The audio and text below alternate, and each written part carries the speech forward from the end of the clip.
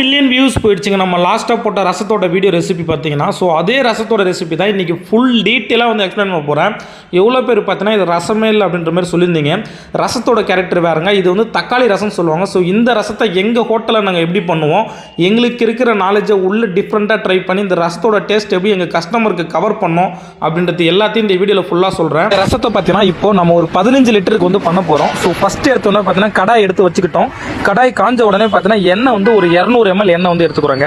So எண்ணெய் காஞ்ச உடனே டேரெக்டாக வந்து தக்காளி தான் போட போகிறோம். தக்காளி பார்த்தீங்கன்னா 2 கிலோ தக்காளி ஆட் பண்ண போகிறோம். தக்காளி நல்லா பழமாக இருக்குனுங்க, அப்போ தான் ரசம் நல்லா செம்ம டேஸ்ட்டாக இருக்கும். ஸோ எண்ணெய் வந்து கொஞ்சம் காஞ்ச உடனே பார்த்தீங்கன்னா தக்காளி 2 கிலோ டேரெக்டாக ஆட் பண்ணிக்கிறேங்க. தக்காளிக்கு அப்புறமேட்டு பார்த்தீங்கன்னா பச்சை மிளகா ஒரு 100 கிராம் பச்சை மிளகா வந்து பார்த்தீங்கன்னா நல்லா பொடியாக வச்சுருக்கோம். இதோட ஸ்பைசியாக இருக்கட்டும், ஃப்ளேவராக இருக்கட்டும், இது எல்லாம் வந்து ரசத்துக்குள்ளே சூப்பராக இறங்கணும். ஸோ அதனால தான் நல்லா பொடியாக கட் பண்ணியிருக்கோம். கருவேப்பிலை பார்த்தீங்கன்னா ஒரு 20 கிராம் அளவுக்கு கருவேப்பிலை வெறும் இலையை மட்டும் எடுத்துக்கலாங்க. ஸோ வாசனை நல்லா சூப்பராக தூக்கி கொடுப்பாப்புல. இப்போ இந்த தக்காளி கருவேப்பிலை பச்சை மிளகாய் இது எல்லாம் தனியாக வேகிறதுக்கும் இது கூட நீங்கள் உப்பு சேர்த்து வேக வைக்கிறதுக்கும் டிஃப்ரென்ஸ் இருக்குங்க. நல்லா வாசனை சூப்பராக கிடைக்கும். அதனால் உப்பு வந்து இந்த டைம்லேயே ஆட் பண்ணிக்கிறோம்.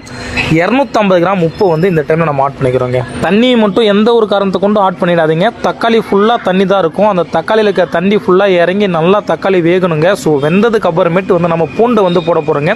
பூண்டு வந்து தோல் உரிக்காமல் தான் இதை வந்து நசுக்கி போடுவாங்க. அந்த மாதிரி பூண்டோட அளவு பார்த்தீங்கன்னா 400 கிராம் அளவுக்கு பூண்டு எடுத்துருக்குங்க. சும்மா பூண்டு வாசனை கமகம்னு தூக்கி கொடுக்கும். எடுத்த உடனே பூண்டை போட்டு நெக்ஸ்ட் இன்க்ரீடியன்ஸ் ஆட் பண்ணிடாதீங்க.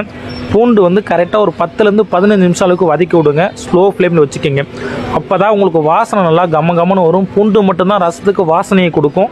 ஸோ விட்டுறாதீங்க. பூண்டு காலில் பிடிச்சாச்சும் வாசனை கொடுக்க சொல்லி கேட்டுக்குங்க. ஸோ ரசத்துக்கு பார்த்தீங்கன்னா எந்த மசாலாவும் கிடையாதுங்க. வெறும் தனி மிளகாத்தூள் மட்டும் ஆச்சு. பிரியாணியில் வர மாதிரி இதெல்லாம் வருதுங்க.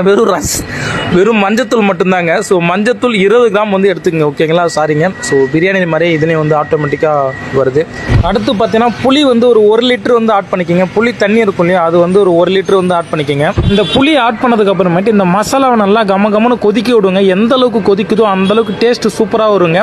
ஸோ இதுக்கப்புறம் பார்த்தீங்கன்னா மிளகு வந்து கரெக்டாக ஒரு 200 கிராம் மிளகு வந்து அரைச்சி வச்சிருக்கோங்க. அரைச்சி வச்சிருக்க மிளகு வந்து ஆட் பண்ணிக்கலாம். ஃபுல்லாக பவுடராக பண்ணாதீங்க, கொஞ்சம் மைனூட்டாக பொடியாக இருக்க மாதிரி அரைச்சிக்கோங்க. அப்போ தான் கரெக்டாக இருக்கும். பண்ண உடனே பார்த்தீங்கன்னா ஒரு 12 லிட்டர்லேருந்து 13 லிட்டர் அளவுக்கு தண்ணி வந்து இப்போ ஆட் பண்ணிக்கிறேங்க. எதனால் 12லேருந்து 13 சொல்கிறோம்னா, நம்ம ஆல்ரெடி புளிக்கு தண்ணி 1 லிட்டர் ஊற்றிருக்கோம், தக்காளி ஆட் பண்ணியிருக்கோம். ஸோ இது எல்லாம் சேர்த்து தான் 15 லிட்டர் லாஸ்ட்டில் வரும். ஓகேங்களா, இதுக்கப்புறம் இந்த ரசம் வந்து பார்த்தீங்கன்னா கரெக்டாக கொதிக்க ஸ்டார்ட் ஆகும் இல்லையா, அந்த டைமில் வந்து அப்படியே இறக்கி வச்சுருங்க. இப்போ தாளிப்பு வந்து ரெடி பண்ண போகிறோங்க. எண்ணெய் பார்த்தீங்கன்னா ஒரு 200 ml எண்ணெய் வந்து எடுத்திருக்கோம். எண்ணெயில் பார்த்தீங்கன்னா கடுகு, சோம்பு, சீரகம் இது எல்லாமே பார்த்தீங்கன்னா கரெக்டாக ஒரு 5 கிராம் எடுத்துருக்கோங்க. எண்ணெய் காஞ்ச உடனே இந்த தாளிப்பு பொருளை போட்டீங்கன்னா நல்லா அப்படியே கமகமன்னு பொரிய ஆரம்பிப்பீங்க. பொரிய ஆரம்பித்த உடனே பார்த்தீங்கன்னா காஞ்ச மிளகா கரெக்டாக ஒரு 50 கிராம் அளவுக்கு